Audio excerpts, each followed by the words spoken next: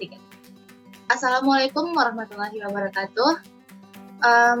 Sebelumnya, terima kasih kepada dosen pembimbing untuk mata kuliah Administrasi dan Supervisi Pendidikan pada kali ini, yaitu pada Bapak Dr. Hadianto, MPD, dan Ibu Lutfiani, MPD. Pada kali ini kami akan mempresentasikan materi pada pertemuan kita, yaitu tentang administrasi peserta didik.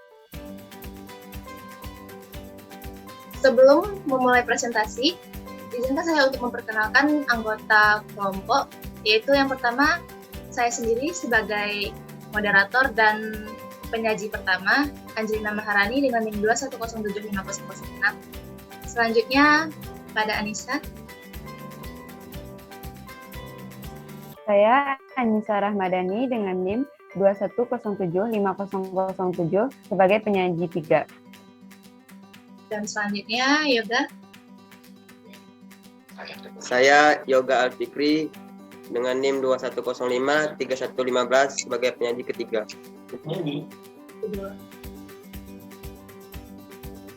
Baik, selanjutnya kita akan masuk ke dalam materi bahasan. Untuk materi kita pada kali ini terbagi menjadi 4. Yang pertama itu pengertian, kedua proses, ketiga instrumen, dan yang keempat peran guru. Materi pertama yaitu tentang pengertian administrasi. Di sini saya akan menjelaskan administrasi pendidikan adalah suatu proses yang dilakukan oleh sekelompok orang dalam suatu organisasi untuk mencapai tujuan dari organisasi tersebut. Jadi, administrasi sebelumnya berarti proses yang dilakukan oleh sekelompok orang dalam suatu organisasi tertentu. Untuk mencapai tujuan dari sebuah organisasi diperlukan adanya administrasi sebagai proses yang dilakukan, sehingga tujuan-tujuan yang telah ditetapkan sebelumnya dapat tercapai dengan efisien dan efektif. Selanjutnya, apa itu administrasi pendidikan? Dari penjelasan sebelumnya mengenai pengertian atau definisi dari administrasi, selanjutnya kita akan membahas tentang administrasi pendidikan. Nah, apa itu administrasi pendidikan? Administrasi peserta didik. Administrasi peserta didik merupakan proses pengurusan serta layanan dalam hal yang berkaitan dengan murid di sekolah, mulai dari perencanaan, penerimaan, pembinaan, selama berada di sekolah sampai dengan menyelesaikan pendidikannya.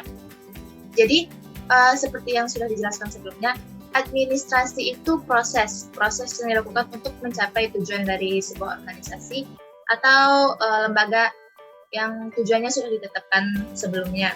Jadi, kalau di dunia pendidikan, administrasi disebut juga dengan ada pembagian administrasi, yaitu administrasi peserta didik.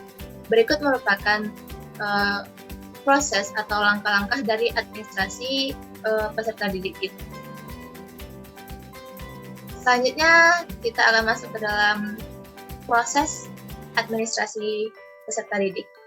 Jadi, dalam proses itu terbagi menjadi 3. Yang pertama yaitu mengatur kegiatan penerimaan mahasiswa baru. Mengatur kegiatan penerimaan mahasiswa baru di sini juga terbagi menjadi 3. Yang pertama, pembentukan panitia penerimaan calon siswa. Jadi, sebelum dilakukan proses administrasi, langkah pertama yang harus dilakukan yaitu persiapan. Persiapan di sini kita mempersiapkan panitia yang akan berurusan dengan calon siswa nantinya. Panitia biasanya dibentuk oleh kepala sekolah yang sedang menjabat pada tahun ajaran tersebut. Selanjutnya itu penetapan daya tampung. Untuk menerima siswa baru, kita harus tahu juga berapa banyak siswa yang akan kita terima. Caranya dengan menjumlahkan lokal yang ada, terus ditentukan juga satu lokal itu ada berapa kursi, dan kita kalikan dengan banyak lokal yang ada.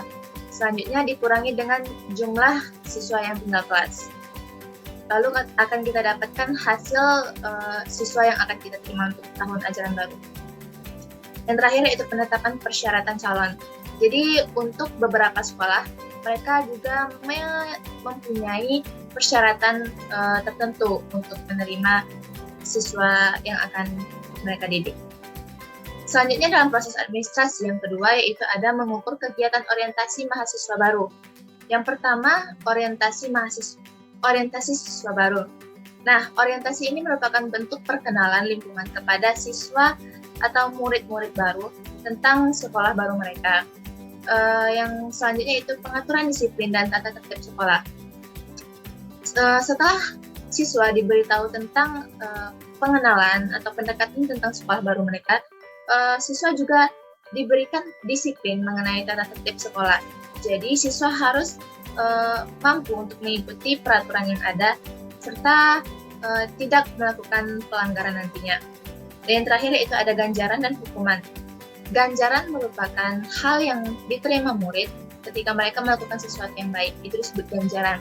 Sedangkan hukuman diberikan kepada murid yang melakukan kesalahan atau pelanggaran dari peraturan yang sudah dibuat dan disepakati sebelumnya. Yang terakhir dari proses administrasi peserta didik yaitu ada pengelolaan kelas. Pengelolaan kelas di sini dilakukan oleh para guru. Para guru dapat menghandle atau mengatur kelas yang sedang mereka ajar. Guru juga dapat memotivasi dan mengendalikan kehadiran siswa dalam mengikuti pelajaran tersebut. Sehingga kegiatan proses administrasi itu dapat kita ketahui kompleks. Jadi dari awal hingga akhir itu terstruktur sebagai bentuk administrasi dan usaha atau proses untuk mencapai tujuan dari organisasi atau dalam ruang lingkup ini pendidikan. Baik, selanjutnya materi akan dibacakan oleh Yoga Alfikri. Pada Yoga Alfikri dipersilahkan.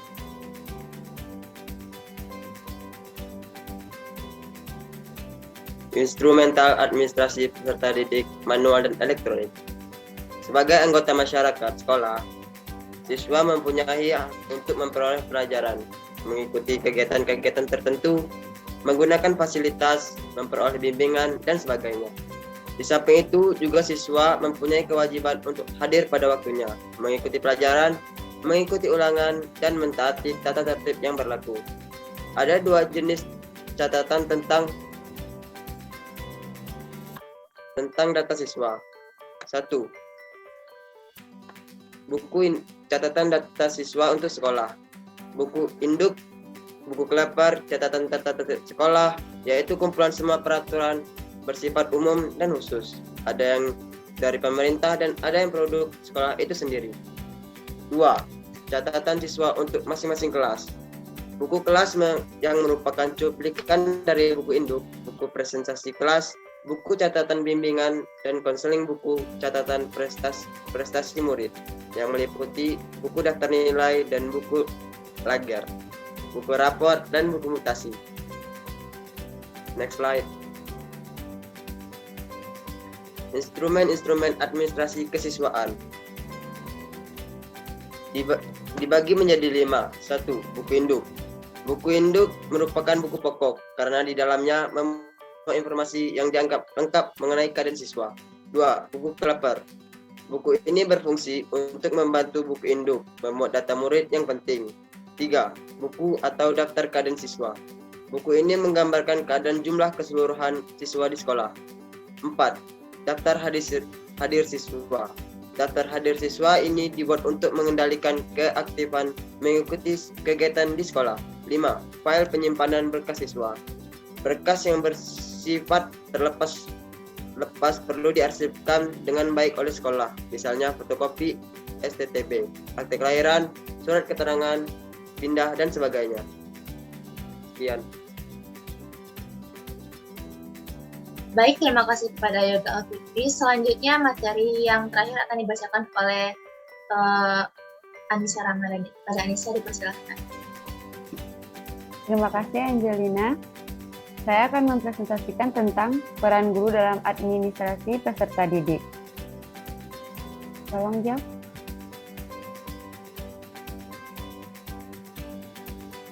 Pendidik adalah orang-orang yang dalam melaksanakan tugasnya hadir dan berinteraksi langsung dengan para peserta didiknya dalam suatu proses yang sistematis, terencana, dan bertujuan.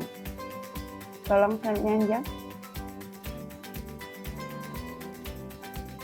Menurut Sujipto dan kawan-kawan, 1991 sampai 1992, halaman 56, peranan guru yaitu 1. Sebagai panitia penerima murid baru. 2. Berperan dalam memudahkan murid agar dapat beradaptasi cepat dengan lingkungan sekolah. 3. Mencatat setiap kehadiran murid secara kontinu dan teliti. 4. Menciptakan suasana yang menimbulkan motivasi siswa untuk berprestasi tinggi. Dan yang terakhir, menciptakan disiplin sekolah atau kelas yang baik. Selanjutnya, Angel, tolong. Jadi dapat disimpulkan, peran guru dalam administrasi peserta didik adalah 1. Sebagai panitia penyeleksi penerimaan siswa baru. Dalam penerimaan siswa, para guru dapat dilibatkan dalam beberapa bagian. Para guru dapat ditunjuk menjadi panitia yang dapat melaksanakan tugas-tugas teknis, mulai dari pencatatan, penerimaan, sampai dengan pelaporan pelaksanaan. Kedua, pada masa orientasi guru membantu siswa untuk beradaptasi dengan lingkungan sekolah dan memberi motivasi kepada siswa agar semangat dalam belajar. Dalam masa orientasi, tugas guru adalah membuat para siswa cepat beradaptasi dengan lingkungan sekolah yang baru. Peranan guru ini sangat penting karena ada kata terjadi salah langkah pada saat pertama dapat berakibat kurang beruntung bagi jiwa anak untuk waktu-waktu selanjutnya. Yang ketiga yaitu merekap kehadiran dan partisipasi peserta didik dalam proses belajar mengajar. Untuk pengaturan keadaan siswa di kelas, guru diharapkan untuk mampu mencatat atau merekap kehadiran siswa meskipun dengan sederhana, tetapi harus tetap terencana. Data kehadiran ini mungkin akan memungkinkan untuk bahan pertimbangan nilai siswa, misalnya pertimbangan untuk kenaikan kelas atau ketuntasan dalam belajar akademik. Selanjutnya, membagi kelompok belajar siswa agar memudahkan siswa dalam bersosialisasi dan membantu siswa membimbing karakter serta membentuk kepemimpinan. Yang kelima yaitu memotivasi siswa agar bisa berprestasi tinggi.